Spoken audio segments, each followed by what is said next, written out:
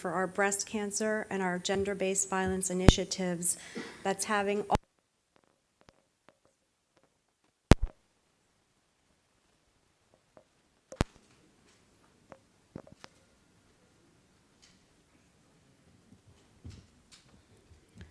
Hello everybody. I'm aware the people here are already doing remarkable work in this department. So nothing that I will say will be new to you, but I'm really glad to be here as a representative of one of the oldest film industries in the world, where today films are being written for women and making money at the box office and changing a few perceptions that maybe only cinema can change, reaching the lowest common denominator. And I'm fortunate to be sharing the panel with people who have given their lives for the cause of compassion for total strangers. I think women's issues will remain women's issues till they are no longer issues, because nobody ever says men's issues, you know. So जब तक ये मुद्दा है तब तक ये बात रहेगी, और ज़रूरी नहीं कि इस लाइफ टाइम में कंप्लीट हो जाए, इस ज़िंदगी में हम इस चीज़ को मिटा पाएँ, क्योंकि सालों की कंडीशनिंग है, हज़ारों सालों का कल्चर है, पर हम कोशिश कर सकते हैं. और अगर मेरी माँ की लाइफ अपनी माँ से बेहतर हो सके और मेरी लाइफ मेरी माँ से बेहतर हो सके, then we have achieved something. Thank you.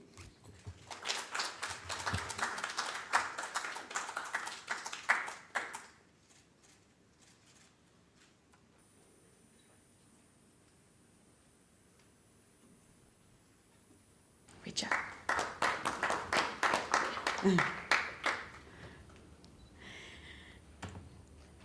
And last, but certainly not least, I'd also like to introduce... For a living. Thank you, everyone, for being here. So I first wanted to start with the Justice Institute. What is the Justice Institute? And Christine, why did the Avon Foundation decide to become involved with this initiative? Sure. Well, Avon is the company for women. For 130 years, we provided, as Rahul mentioned, the economic opportunity all across the world. The Avon Foundation focuses on issues of most importance to women and their families: breast cancer and gender-based violence. Nothing more important than those two to our women, to our customers, to the communities that we serve. Or whether you're in Italy, the UK, or the United States, violence against women is happening. There are all forms of violence that are taking place. It's not unique to one culture, one religion, one economic group. It's everywhere. The Avon Foundation, we launched our Speak Out program because we want to give women a voice to be able to talk about these issues. It's very scary, as we know. It's hard to remember at all times who we're here to serve and how to hold batterers accountable. The countries that we select have excellent laws. There are laws in place. Are they being implemented properly? And how can we help facilitate that conversation? So as the funder, all across 70 markets, we want to be... What is the impact of it? Has the different stakeholders that it's trying to bring together on one platform is very, very... During the period of 3 days, it also gives us the platform to listen to people. And I think that is something lacking, because sometimes we all think we know it all.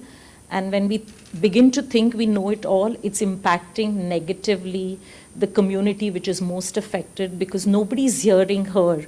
And I think what the community really wants, the affected person really wants, is that all those who have the power to listen to her voice, to understand what is it that she wants. And I think that's something that the Justice Institute really tries to do. And if that process really begins, I think it's going to have a great impact on I use the word affected community, who are affected the most. I think it's really going to benefit them the most. Thank you. Gigi, talk to me about how you pick. As a broad network of women leaders and outstanding male leaders all around the world that do impactful and innovative work in their own communities. And Vital Voices really seeks out partners that have a vision for change in their communities, because these are really going to be what makes a difference to victims. Here in India, we have just such a wealth of amazing partners. We have Preeti, we have Ravi and his brothers, we have Judge Swati Chauhan, who joined us in planning, as well as Save the Children India, which was able to also connect us to the Department of Child and Women Development. And of course, we have the support of our friends at Avon and the U.S. Department of State. And it's really these kinds of partnerships coming together, bringing together these powerful leaders that have a vision for what's needed in their own communities to improve the life within their community for their own people that is going to drive change. These are the people who are showing innovative ideas that we want to partner with and that we seek out around the world. So you mentioned innovation and sort of participants and service providers that have a vision for change, a vision for the future. Ravi, I think ironically, men being involved in and of itself is visionary, and unfortunately. The huge amount of work on gender-based violence and other issues, implementation of laws, strengthening of legislations, have all impacted the cities, and it's still, we have all the bad news coming out from the cities. But if you go out into the large hinterland of India, the rural India, things continue to remain the same. And in this bleak situation, I think that individual responsibilities can change situations. And here, when individual responsibilities, I think men should join this fight. They should speak up. They should break this culture of silence. They should also start intervening. And that can start from your house, from your village, from your college, from everywhere you can start speaking up. If you just start speaking up on these issues, I think we can have a big change, and we can really strengthen the government's hand in when they are coming up with legislation, when they are coming up with path-breaking initiatives like Beti Bachao, Beti Uthao, Beti Bachao, Beti Padhao of the government of India. I think that here we have to play a big change, and men should take the lead. Thank you. Richa, you've been vocal about shifting culture and culture and its role in fueling the fire of this epidemic. So, tell me your thoughts on what needs to be done for basic education for women. What's, in your perspective, what's left to do to achieve gender equality in India? India is one of the few countries in the world where violence against women starts in the womb, before the girl is even born, with feet aside. So I think that we have to overcome our hypocrisy as a culture. एक तरफ तो हम नवरात्रि मनाते हैं, 9 days of fasting for the goddess, there's Durga Puja, there's all kinds of goddesses in India that are worshipped and praised, perhaps more than other cultures. But when it comes to our women, our daughters, wives, mothers, sisters, we have a completely different standard, and that's something that's baffled me since I was a child.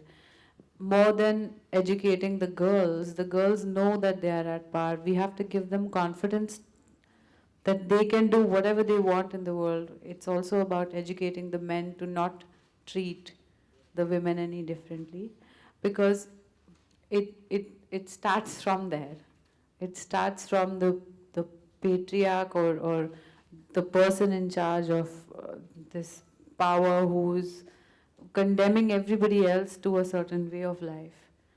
And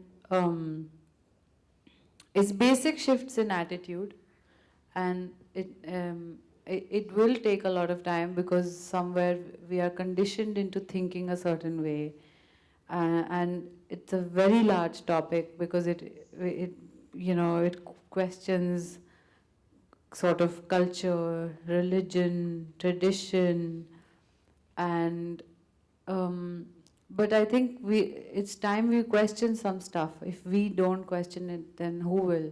If somebody from outside questions it, then we get defensive, but we must question our own culture and use the best aspects of it. Like if goddess worship is your thing, that's the best aspect of your culture, then truly live it in every form, every way that we can. Thank you.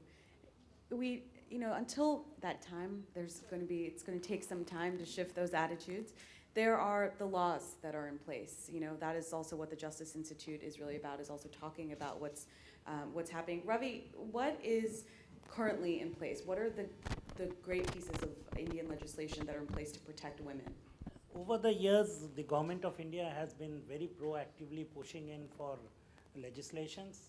We have now the Domestic Violence Act. We have the legislation on now. The government of India has recently come up with a legislation on sexual harassment.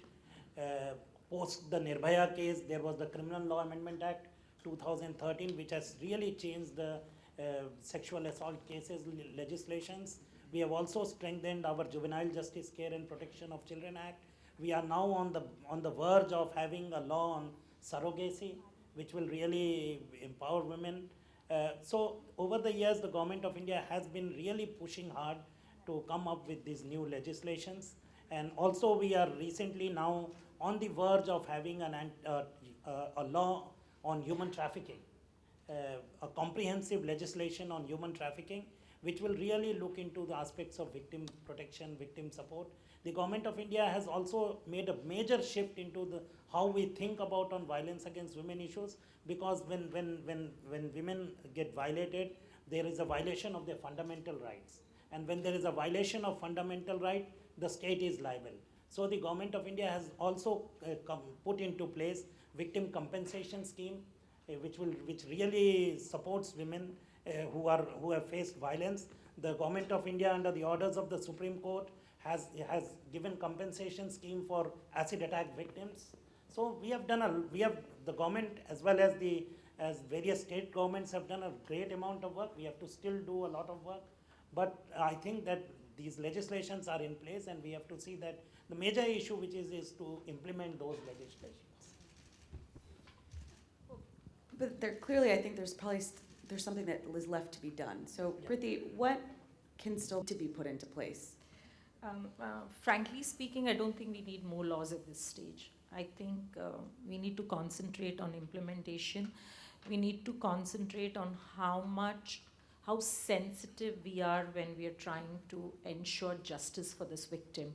Because laws are in place, but they're not unfolding the way we want it to unfold from the victim-centric point of view. So I think that's something that we really need to look at. Fortunately for us, there's been a lot of civil society participation every time a legislation has come into place. And because there was civil society participation, I'm taking credit for it. I mean, giving credit to the civil society, which is very true. The attempt when every law came in place was we've tried to give a role to many stakeholders.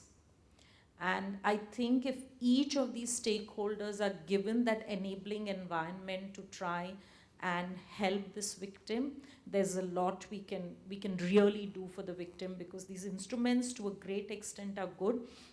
And I feel that unless and until we do not see how they are unfolded and we do not see what is working and what is not working, I feel at this stage we should not push for more legislations.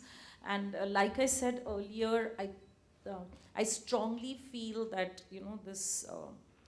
the sensitivity that we need to show, whereby thinking we are compassionate, sometimes we end up re-traumatizing the victim. She's undergoing secondary trauma because of the way other actors are performing in the process of giving her justice or in the process of rehabilitating her. I think if we can now start working on those issues, the finer issues, like we say, scaling really deep into the issue and seeing how best we can do, where it's beyond lip service, where we are actually seeing that the victim is experiencing change. I am not saying there is a change, but the victim is herself saying, well, this instrument really helped me get justice and brought a change in my life, where my human rights were really protected. I think that's the path we really need to now take and go ahead. On that, we're talking about the victims who are, but these are the victims who are coming forward. And, one of the things that Ravi talked about earlier was a culture of silence and breaking the culture of silence. So clearly there's still a problem of underreporting. And so, Richa, I would like to throw this question to you. What can be done in society, right? There's an issue of education around all of these things. What can be done to lift the social stigma on underreporting and on breaking that culture of silence?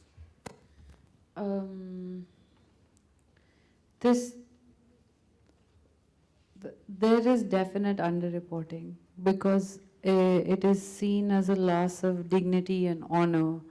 So most people would rather let their daughters or just live with that rather than come out in the open and discuss it. They don't want to be questioned. They don't want her to lose face in the society. Like the literal translation of rape in most of our movies and culture for the longest time was Izzat Lootna, which means to rob one's honor, or in English, to attack somebody's modesty. And this leads to things like, the victim's name being hidden, and then this whole deal about how their privacy. In fact, it ought not to be the victim who should be ashamed because it was not her fault to begin with. And if we have to really change an attitude, we should maybe look at people who commit this crime and hold them accountable publicly and see what that does. Because I was sharing with you yesterday, there is a juvenile delinquent center between Mahim and Sion. I don't know how many people have seen it. I was shooting a film there called Mayor Charles, and I was just hanging out outside my trailer, and I met a guy who must have been between 15 and 17 years old, who was in there for rape. So then I asked him, I said, what did you do? He said, I raped my 11-year-old neighbor. I said, and are you regretful? He was like, yeah, I feel bad for her sometimes, but I didn't really want to study any further and I didn't like where I lived. So I thought that in any case, if I'm 15 now, if I get 7 years of prison time, I'll still be young when I get out and I can start over. That was his callous attitude towards harming another child in such a horrible way. But and that place is such that if you are the company you keep, the kind of atmosphere, it is a reformation center, but oftentimes it appears to be like a jail. So then there is a definite change in the person the child that goes there and the adult that comes out, and they are not reformed at all. So, so much needs to be done at so many levels, but I think first we should erase this whole aspect of shame, because there's already a lot that the victim is dealing with. And in fact, when I read the statistics today about India, I would think they are easily double of what is there because of the underreporting. Gigi, how does India sort of, the statistic right now is approximately, or at least, sorry, not even approximately, at least 1 in 3 women around the world will experience some form of physical or sexual violence in their lifetime. And so that's global. So how does India sort of stack up? Someone in their own life, and that the majority of women face this violence in their own homes. So in that sense, I'll say that India is just like so many other places that I've been, and the country that I live in as well. No country I've been to yet, and I've traveled a lot, has been immune from this problem. Women all around the world are at a threat in the hands of the people in their own families and in their lives. People that women and children should be able to trust, take advantage of that trust. Institute sort of ground zero right now, Christine, for what society as a whole can do. I I think the Justice Institute is just a terrific collaboration because we need our media partners, we need our government partners, we need funders and organizations and companies like Avon who are going to stand up and say, this may not be easy to talk about for our business, but it's an important thing for us to do. We see the big headlines every day, but to underscore what Gigi talked about, violence is happening in people's homes every single day. And those aren't reported widely, and we need to help women, empower them to come forward, to know that there are resources like Shakti Bhima in Ukraine, so that they can live their lives free from violence. Thank you. With that, I'd like to go to the audience if there are any questions from the audience for our panelists. Don't be shy now. Anyone? Yeah?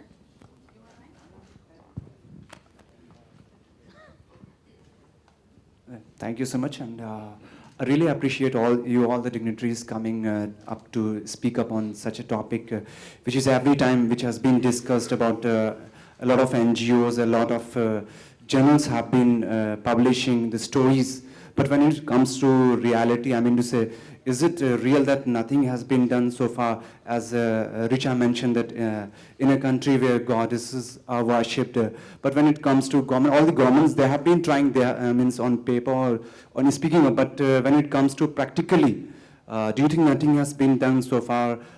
Means in a way which can be said, we can say that there is coming a stop to violence over women.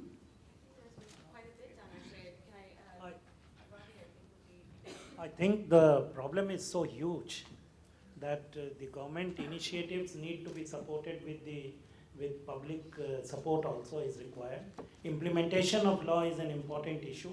We have a lot of legislation, but implementation and budgeting and funding of those legislation continues to remain problems.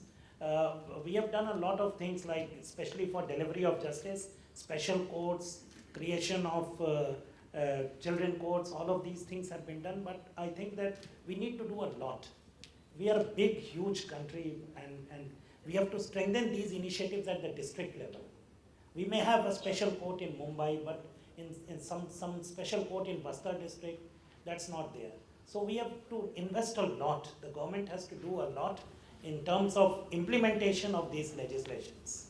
Child-related legislation, women's issues-related legislation, building infrastructure for the judiciary, infrastructure for the law enforcement. We continue to remain crucial about the law enforcement responses. They are least prepared and sensitized to work on these issues of women, violence against women. So training of law enforcement is an important issue.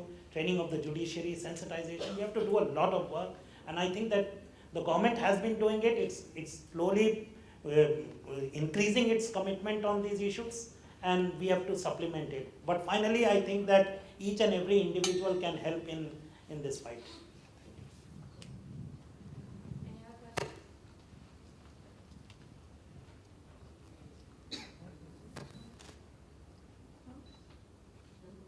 Well, in closing, I just, on behalf of Vital Voices, I want to say thank you to everyone here. I'd like to thank our partners with the Avon Foundation, Christine, Avon India, Rahul, and Richa for joining us and taking time out of your busy schedule to lend your voice to this important issue. Priti and Ravi for all the amazing work that you're doing, and Consul General Vida and his team for joining us on behalf of the United States Department of State, who's taking a really incredible role on the world stage and leading the fight on ending gender-based violence. So thank you very much, everyone. We'll just be having a photo op right now on stage. Just give us a second, we're going to move the tables. But also feel free to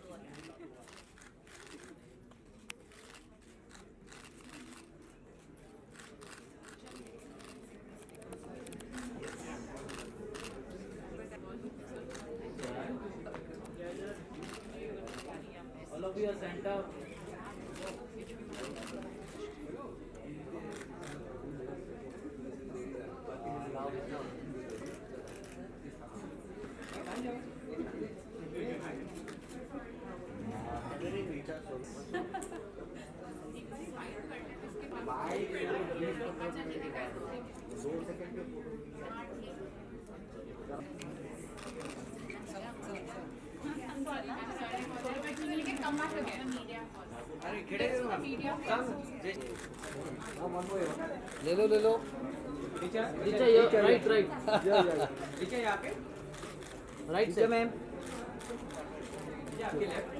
thank you यार right thank you please thank you okay अरे थम बना चलो Okay, thanks guys. I need the meeting. बोलिए बोलिए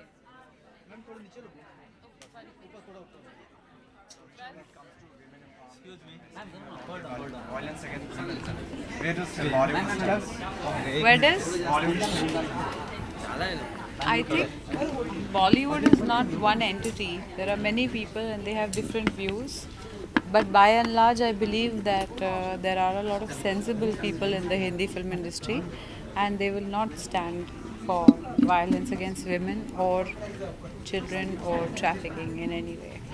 But there have been like your intellectuals who belong to NGOs and belonging to writing for the other journals. They have been saying continuously that Bollywood is the thing who represent women in a way of in a quite obscene way, and that is they just make Bollywood responsible for all this. No, it's easy to blame Bollywood.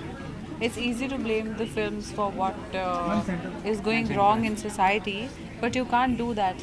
Life imitates art and art imitates life. It's a vicious circle. True that not all Bollywood films always depict women in the best light, but to counter that, we have more than enough films that also spread awareness about women, about their rights, about their sexuality, about their dignity, and I think that balances it out. And having said that, and one can only strive to be more responsible in the future. You can't undo things that happened before you were born. I hope that answers your question. Which are talking about the professional front, what's happening. Hey, क्या कर रहे हो यार? This is a different venue. Just to come up here and say what are the projects you're busy with? I'm very busy, which is why I think we should talk about females first, gender violence. Any questions you So have lastly, for what do you Avan and Avan? Lastly, what do you think should be done in a what should be the main things to be done to just Treat all this? treat women as human beings and as equals. That's the only thing. Because if you don't do that, then you're neglecting half the population. Ma'am, you're from Bollywood. In Bollywood, there are a lot of women working here, a part of Yeah. Bollywood. Especially according to Bollywood, do you really think there are any kind of challenges or any such kind of instances which women face in Bollywood? I think it's difficult because it is a male-dominated industry, but I think it's changing, and I do see a big change in the next 5 years with more directors and producers who will be female, as well as more directors and producers who will be male, who are sensitive. That's the big change. Richa, when you say that Bollywood is a male-dominated industry, so in a way, doesn't this hints that Bollywood? We are getting living in a biased? patriarchal industry. Should I, like, why don't you look at yourself? How many of you are women? Turn the mirror around. How many of you are women? I see only male cameramen and one lady holding a mic. We are living in a patriarchal society. We have to deal with it. We can't point fingers for the sake of sensationalizing. Thank you. Thank you.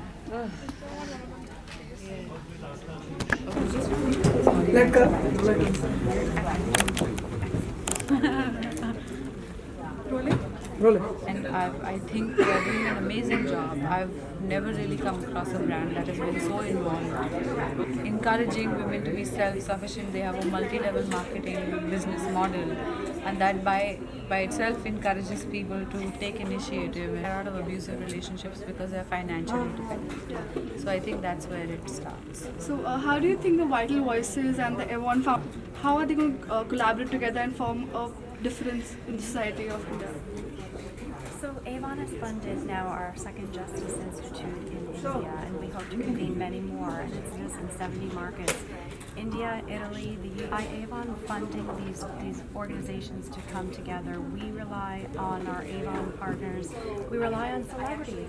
She's taking the time out of her schedule to talk about how important this issue is. Not many people want to talk about it because it's not easy. But we have to start somewhere. We have to start the conversation. We need to speak out against domestic violence, and that's what Avon's plan is to do. So you come from Haryana, and how? I don't come from Haryana. The north side of India, which I come from Delhi. It's the capital. Yeah, it's in the rape capital as well. So how do you see